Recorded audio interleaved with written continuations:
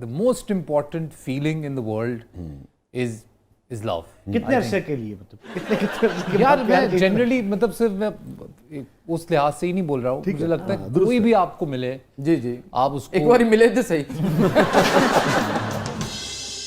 तो फिर आप उसको मेक देम फील लव्ड। इससे और आजकल तो इतनी ज्यादा शिद्दत से जरूरत है।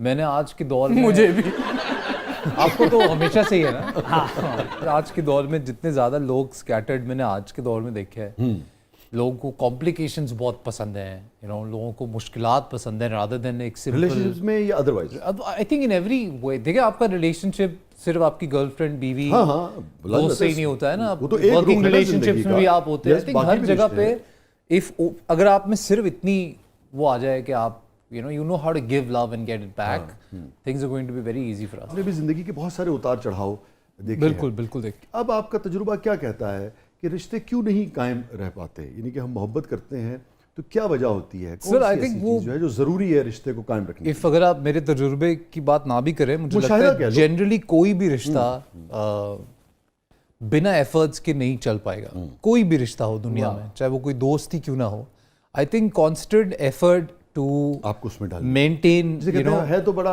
कारोबारी सलब्स मगर इन्वेस्ट करना पड़ता है। इन्वेस्ट। सर देखो आपको कोई वक्त, भी इंसान प्यार, आपको मोहब्बत। प्यार करता है, इसका क्या सबूत है? कोई सबूत ही नहीं है दुनिया में सिवाय इसके आपकी that they care, are going आपका to time। invest their time in you। Yes।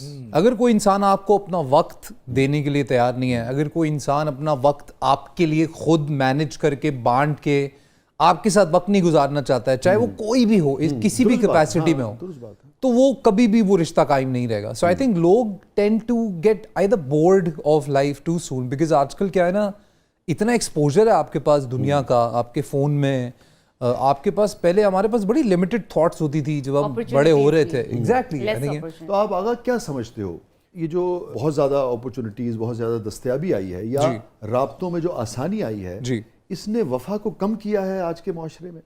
Sir ऐसी वफा ही क्या जो इन चीज़ों से कम हो जाए। मुझे लगता है जिस इंसान ने वफा करनी है उसको आप लाख झमेलों में डाल दो, लाख झपेड़ों में डाल दो, वो मैं ओवरऑल बात कर रहा हूँ। देखिए सर वफा दे भी आ शुरू ਦੇ ਕੋਈ 7 ਸਾਲ ਹੁੰਦੇ ਨੇ ਵਫਾ ਦੇ, ਉਸ ਤੋਂ ਬਾਅਦ ਗੱਲ ਰੂਟੀਨ 'ਚ ਆ ਜਾਂਦੀ। नहीं नहीं नहीं नहीं आई थिंक सर मैं ना I am that kind of guy. I believe in love, I believe in being madly in love with someone. I think आप दुनिया में आए हो, आपको जोड़ों में बनाया गया है, तो इस सब बातों का कोई मतलब तो होगा। अब जैसे आप सेलिब्रिटी हो, स्टार हो, एक दुनिया आपको चाहती है जी। और मैं ये समझता हूँ कि स्टार्स को लाजिम बात है ठीक तरीके से एक जिम्मेदारी भी आती है ना उस चाहत बिल्कुल, की, बिल्कुल, अच्छी बिल्कुल, तरह बिहेव भी करना बिल्कुल, चाहिए। बिल्कुल। मगर ये हर वक्त की जिंदगियों में घुसना जी कि तुमने क्या खाया, क्या पिया, जी। किसके साथ रिश्ता है, किसके साथ नहीं है, फिर उस पर कमेंट्स करना, जी।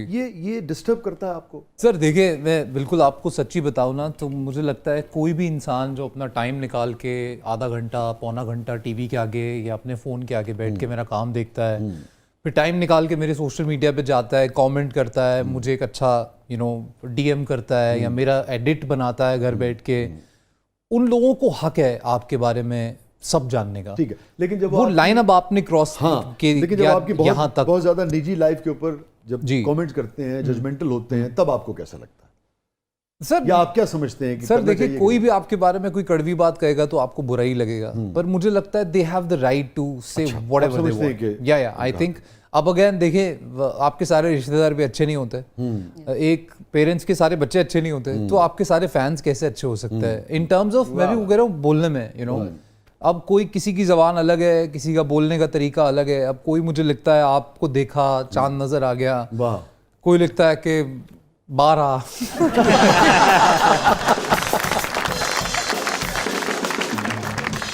आपने डिसाइड करना है आपको क्या इफेक्ट करता है। शुरू में आई स्टिल रिमेंबर मैं बहुत डिस्टर्ब हुआ था 2000 राइट आफ्टर कोविड, एकदम से कंट्रोवर्सीज का सैलाब आया था और मैं मुझे जगह जगह पढ़ने को मिलता था कंट्रोवर्सीज, फेवरेट चाइल्ड, अनदर ब्ला ब्ला ब्ला, ये क्यों बोल दिया, ये तो ऐसा है, ये तो वैसा है। At that time I got very disturbed because मुझे ऐसे लगता था कि यार ये लोग कुछ भी जानते नहीं है, और मैं सब कुछ इनके सामने खोल के रख नहीं सकता बिकॉज मैं अकेला नहीं हूँ अपनी कहानी में, और लोग हैं, मैं उन पे कीचड़ भी नहीं उछाल सकता हूँ। मैंने कैसे ये बात समझाऊं कि what they are saying is really affecting me, and वो तो लिख के चले जाएंगे आलू गोश्त खाने के लिए, ग्राउंड में खेलने के लिए, पर वो एक जुमला किसी को बहुत जोर से लग सकता है तो डिस्टर्ब करता है। तो बहुत डिस्टर्ब किया सर। मैं 3 दिन खाना नहीं खा पाया था मैं, it really affected me a lot. फिर मुझे चौथे 5वें दिन I saw an interview and of somebody, Ellen के शो में आया, उन्होंने ये एक बात कही जो मुझे समझ आई, that if you want to be a public figure you really have to be very thick skinned and you need to have your own filter. आपको खुद का फिल्टर बनाना पड़ेगा कि यार ये मुझे लेना है, ये मुझे प्रोसेस ही नहीं करना है। And I think that help me a lot. And अभी मैं जब पढ़ता हूँ कोई बोलता है कि यू नो तुम तो फलाने हो, तुमने तो ये कर दिया था, वो कर दिया था, तो मैं लिटरली मैं हंस देता हूँ क्योंकि मैं जानता हूँ कि वो जानता है। तो आई थिंक इफ़ यू बात कही जो मुझे समझ आई, that if you want to be a public figure you really have to be very thick skinned and you need to have your own filter. आपको खुद का फिल्टर बनाना पड़ेगा कि यार ये मुझे लेना है, ये मुझे प्रोसेस ही नहीं करना है। And I think that help me a lot. And अभी मैं जब पढ़ता हूँ कोई बोलता है कि यू नो तुम तो फलाने हो, तुमने तो ये कर दिया था, वो कर दिया था, तो मैं लिटरली मैं हंस देता हूँ क्योंकि मैं जानता हूँ कि वो जानता है। तो I think if you it's okay then. किस वैसे ये सारे उसमें किस जुमले ने बहुत तकलीफ दी तुम्हें यार? ये बहुत ही पिछले कुछ अर्से पहले this thing on the internet, people started writing that I'm a red flag, and so I was a red flag, and जो वो कहना चाह रहे वो ये that probably in relationships I'm a red flag, and that kind of made me feel like, because I know that I am a fantastic guy, and I'm saying this because again my Allah knows how I am, and I don't want to go into details because fans को मैं बहुत प्यार करता हूँ।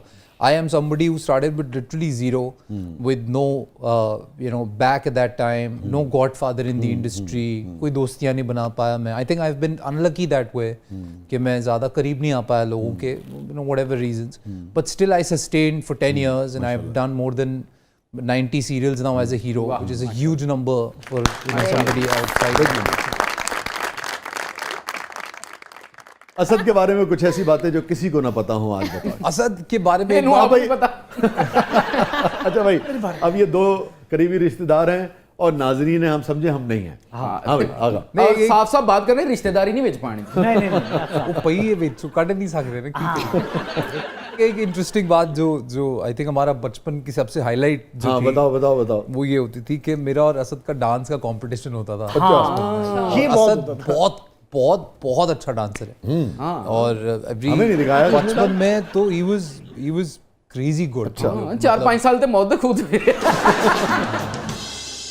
Sorry ਤੁਹਾਡੇ ਮਾਮੂ ये में बात की थी आपने जरूर नहीं डांस यार उनके हुनर की दाद देनी चाहिए, बहुत मेहनत करते हैं। नहीं कैफी साहब क्या बात है, वेरी गुड। आपने उनका करके क्लियर करके जो मेरे तक बात लेके आना भाई शायद ही कर सकता है ऐसे। प्रोफेशनली करते हैं ना आप तो, मतलब प्रोफेशनली नहीं डांस का मुकाबला क्या होना, बट मैं इतना कहूंगा कि हमारे पास एक हैंडीकैम होता था हाँ जिसमें हम एक्टिंग चैलेंज हम करते थे, एक्टिंग चैलेंज करते थे, जिसको अक्सर मेरे अब्बू कहते थे बेटा एक्टिंग चैलेंज नहीं है, एक्टिंग न्यू चैलेंज।